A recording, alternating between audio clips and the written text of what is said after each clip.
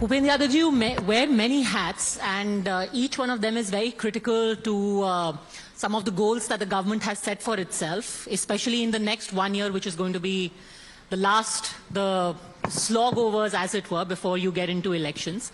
But I want to start by talking about an editorial that you've written today. आज आपने बोला है कि जो अमृत काल का आपका विजन है, उसका symbol, the marrying of tradition and modernity, of all the things you said is the installation of the Sengol.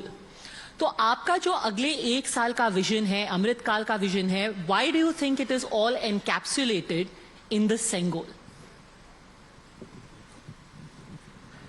जो हमारे सिंबल हैं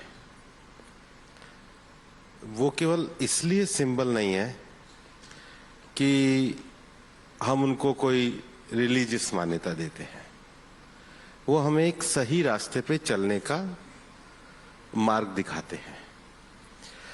अगर कोई प्रतीक इस बात का है कि वो न्यायपूर्ण शासन की जिम्मेदारी देता हो, और दुनिया भर में इसके लिए अलग अलग तरह की मान्यताएं रही हैं, और न्यायपूर्ण शासन का अगर कोई प्रतीक है और उसको अगर हम अपनी पार्लियामेंट में स्थापित करते हैं तो हम उसको वे ऑफ लाइफ में अपने स्वीकार करते हैं, जो किसी भी शासन करने वाले का कर्तव्य होता है।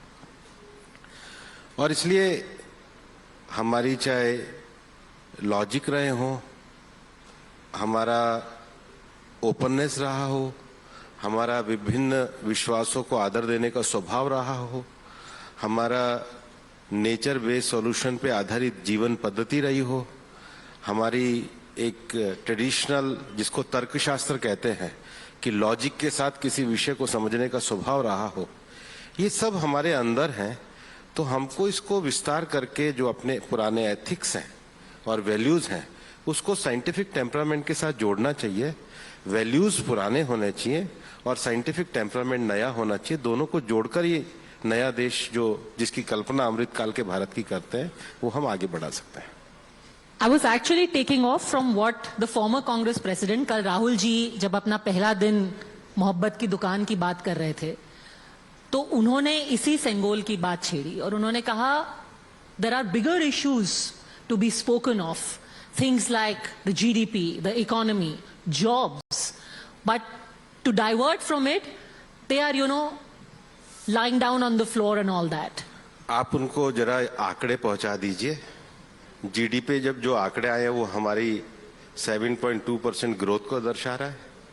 पीएलएफएस के जो आंकड़े आए हैं वो ये बता रहे हैं कि पिछले क्वार्टर में जो हमारा रोजगार था 42.5 से आगे बढ़ा है।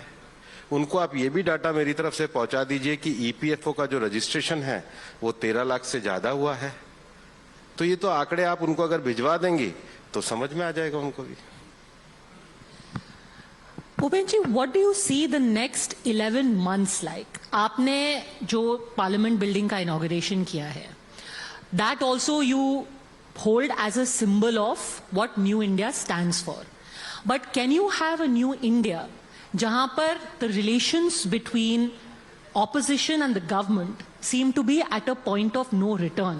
For a super power दोनों को साथ नहीं काम करना पड़ेगा। अगर आप दोनों अलग अलग दिशा में रहेंगे तो कैसे इंडिया सुपर पावर बनेगा?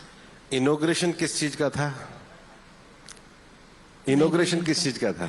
पार्लियामेंट का। तो पार्लियामेंट का इनॉग्रेशन, जो देश के इंस्टीट्यूशन का इनॉग्रेशन था, उसको पार्टी ने क्यों बहिष्कार किया? इनॉग्रेशन अगर हमारा होता तो बहिष्कार समझ में आता। पार्लियामेंट को पावर कहां से है? कॉन्स्टिट्यूशन से। तो जो कॉन्स्टिट्यूशन के इंस्टीट्यूशन का बहिष्कार करें, आपको उनकी बुद्धि पे तरस आना चाहिए। पर बहिष्कार उन्होंने आपका या पार्लियामेंट का नहीं किया, उन्होंने राष्ट्रपति जी के सम्मान में बहिष्कार किया है। राष्ट्रपति जी के सम्मान में थे तो उनके समर्थन में वोट देते हैं। उन्होंने तो कैंडिडेट खड़ा किया था। आपको लगता है कि ये जो शॉर्ट टर्म सॉल्यूशंस हैं, अनएम्प्लॉयमेंट बेनिफिट्स इस तरीके से देना, ये एक डेंजरस प्रेसिडेंट सेट कर रहे हैं? क्योंकि कल प्रधानमंत्री जी ने राजस्थान में यही कहा था कि जो गारंटी स्कीम्स हैं उनसे लोगों को बच करके रहना चाहिए। दो विषय अलग अलग होते हैं। एक होता है स्कीम के माध्यम से लोगों का एम्पावरमेंट करना, और एक कोई भी घोषणा पत्र के माध्यम से लोगों का एल्योरमेंट करना। दोनों बहुत अलग अलग बातें हैं। एम्पावरमेंट करके सरकार में आना और सरकार में लोगों को उस एम्पावरमेंट के आधार पर आगे बढ़ाना, ये हर राजनीतिक दल का लक्ष्य होता है। लेकिन केवल एलोरमेंट देना और उस झूठ के प्रलोभन में अपनी सरकार बना लेना, ये लंबी चलने वाली चीज नहीं है और ये चलेगी भी नहीं। पर इंक्रीजिंगली आप देख नहीं रहे हैं कि ये एक स्टैंडर्ड मॉडल बन गया है जो आम आदमी पार्टी ने शुरू किया था, अब अक्रॉस द बोर्ड हर कोई पार्टी कर रही है। कौन पार्टी क्या कर रही है, हम ये मानते हैं कि हम लोकतंत्र की लड़ाई को जनता के विश्वास, भरोसे और उनकी सेवा के द्वारा प्राप्त कर रहे हैं। और इसलिए 9 वर्षों की अपनी केंद्र सरकार चलाकर आज जब हमारे 9 वर्ष पूरे हो रहे हैं तो हम उसका हिसाब देने जा रहे हैं और जनता इस पे भरोसा करती है। और आप विश्वास रखिए, जिस जनता ने 2014 में हमें भरोसे से चुना था, उसने 2019 में हमें 303 सीटों से जिताया और आज जब 9 साल में हम हिसाब दे रहे हैं तो उससे ज्यादा सीटों के साथ जिताकर 2024 में हमारी सरकार बनाने वाली है। एक गवर्नमेंट के लिए शायद सबसे कोई मुश्किल चीज होती है, एंड स्पेशली आप, क्योंकि जो मोदी सरकार है उन्होंने बोला है कि इंफ्रास्ट्रक्चर डेवलपमेंट हमारा मेजर पुश है। भले से ही वो आपका हाईवेज है, पोर्ट्स है, रोड्स है, पर क्या ये सारे जो डेवलपमेंट गोल्स हैं डायरेक्टली आपकी जो मंत्रालय है उसके साथ क्लैश नहीं करता? क्योंकि आपको एक तरफ एनवायरमेंट का जवाबदेही देनी पड़ती है, आपके खुद के अपने डेवलपमेंट गोल्स हैं, और दूसरी तरफ आपको इंफ्रास्ट्रक्चर पुश भी करना है। और कितनी बार ये एक क्लैश होता है, हमने देखा मुंबई में क्या हुआ, आपकी आरए जो शेड थी उसको लेकर के लोगों में ऑपोजिशन था। हाईवे कंस्ट्रक्शन में फॉरेस्ट को कितना करना है, अभी जो आपका 4 धाम का रोड है उसको लेकर के जब उत्तराखंड में भूस्खलन हुआ, बहुत क्रिटिसिज्म हुआ आपके मंत्रालय का कि आप लार्ज स्केल डेवलपमेंट के चलते एनवायरनमेंट को आपने सैक्रिफाइस कर दिया। कैसे इसको आप बैलेंस करेंगे? पहली बात तो देखो, मैं आपसे क्षमा मांगते हुए आपके फैक्ट को सुधार देता हूं। जोशीमठ और 4 धाम रोड 2 अलग अलग डिस्टेंस की चीजें हैं। प्लीज आप मिलाकर के मत बोलिए, फैक्ट ठीक नहीं है।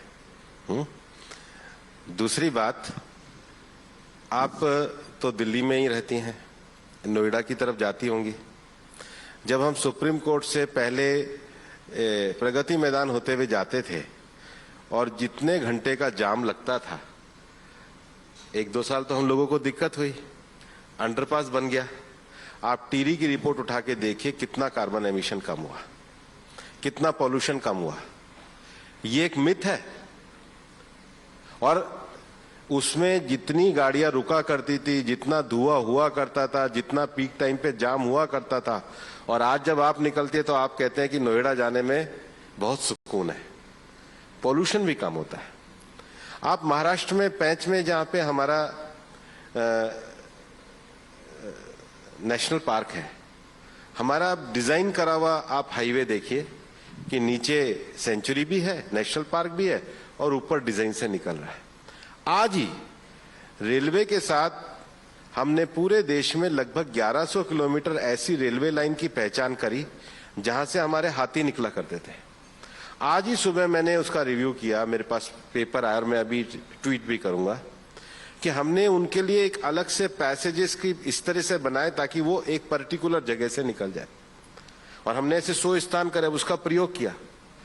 तो एनवायरमेंट और डेवलपमेंट ये को एग्जिस्ट करता है। तो दुनिया के बाकी वेस्टर्न कंट्रीज तो डेवलपमेंट कर लें अपने हाईवे वगैरह, भारत में करे तो सारी लॉबी खड़ी हो जाती है।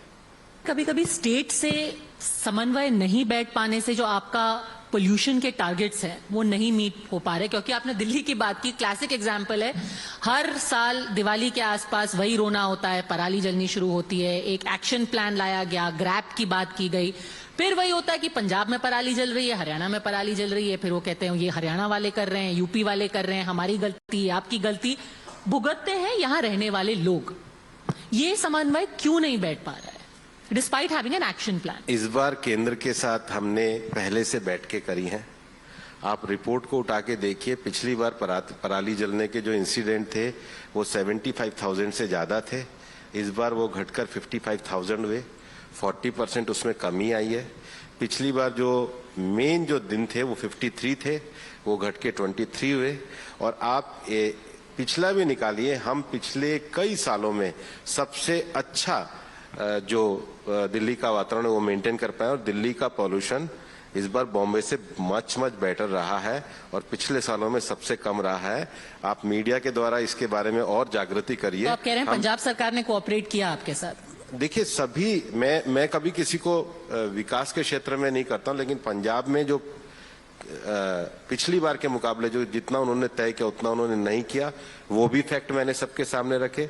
हरियाणा ने बहुत अच्छा काम किया, उत्तर प्रदेश में भी बहुत अच्छा काम किया, और केंद्र सरकार ने जिस प्रकार से वेस्टर्न और ईस्टर्न एक्सप्रेसवे बनाए, जिस प्रकार से हमने एनसीआर रीजन में इंडस्ट्री को पीएनजी के ऊपर कन्वर्ट किया, गुड़गांव में 73 सोसाइटियों में डीजल चला करता था, उनको हमने रिड्यूस करके 3 के ऊपर लेकर आए, सबके प्रयासों से हुआ है। और मैं ये चाहता हूं, और मैं सब राज्य सरकारों से भी कहना चाहता हूं, मैं सब अधिकारियों से कहता हूं कि भाई ये सबकी लड़ाई है, क्योंकि घर से बाहर निकलते हैं तो धुआं कहीं नहीं जाता है, आपके, हमारे और हमारे बच्चों के फेफड़ों में भी जाता है। तो ये सबकी जिम्मेदारी है, और इसके लिए जो पिछली बार हमने एक उपलब्धि हासिल करी है, हम उस पैरामीटर को और आगे बढ़ाएंगे। Sir, in this 9 years of your government, another major achievement that was spoken of was Project Cheetah. क्या उसको setback हुआ है? The fact कि 3 adults और 3 शावक उनकी डेथ हो गई है, क्या प्रॉब्लम क्या आई इस इतने एम्बिशियस प्रोजेक्ट में, इतने हेडलाइन प्रोजेक्ट में? सबसे पहले तो मैं कहना चाहूंगा कि प्रोजेक्ट चीता में जो हमारे साइंटिस्ट लग रहे हैं और जो भी हमारे फील्ड ऑफिसर लग रहे हैं, वो बहुत मेहनत के साथ काम कर रहे हैं। दूसरा, जब ये अपने आप में एक इंटरनेशनल प्रोजेक्ट है जिसमें मोर्टेलिटी की आशंका को बताया गया था, वो हमारी रिपोर्ट में भी है। उसमें जब हमारे शावक आए थे, चीते आए थे, तो जो एक चीता जो हमारा आया था, वो जब आया था तब ही बीमार था। बाकी जो 2 जिनकी डेथ हुई है उसके रीजन हमने पूरे दिए हैं। वो एक पूरा एक वाइल्ड प्रोसेस में एक सिस्टम रहता है। जो 3 शावकों का विषय था वो 47 डिग्री था, और इनकी जो बच्चे होते हैं, इनके बचने की वो कम रहते। 47 डिग्री में वो मदर का ही दूध पीते हैं, और 47 डिग्री पे बहुत ज्यादा था उनका एक एटीट्यूड। बाद में उनके लिए एक उसमें बचा भी है। मैं आपके चैनल के माध्यम से, अभी मैं परसों रिव्यू भी करके आया हूं, और मैं अपने दिल्ली की ही साइंटिस्ट हैं, देहरादून की हैं, 24-25 साल की, जस्ट उन्होंने एनवायरमेंटल लॉ में, इसमें वाइल्ड लाइफ में उन्होंने डिप्लोमा लेकर, वो सुबह शाम खुद जाती हैं। मतलब इतना मेहनत करते हैं हमारी ये यंग साइंटिस्ट, लड़कियां लड़के खूब मेहनत कर रहे हैं, और मैं उनके मेहनत और भरोसे के आधार पर कहता हूं, ये प्रोजेक्ट में जो हुआ है उसकी भी हम जिम्मेदारी लेते हैं। लेकिन आप निश्चित रूप से मान के चलना, प्रोजेक्ट चीता हमारा इतना सक्सेस होगा कि पूरे देश को उसके ऊपर गर्व होगा। Well, we certainly hope so. In the next 11 months, I think the world will be looking at India. You have a huge responsibility. Thank you very much, Bhupendra Yadav ji, आपका बहुत बहुत धन्यवाद।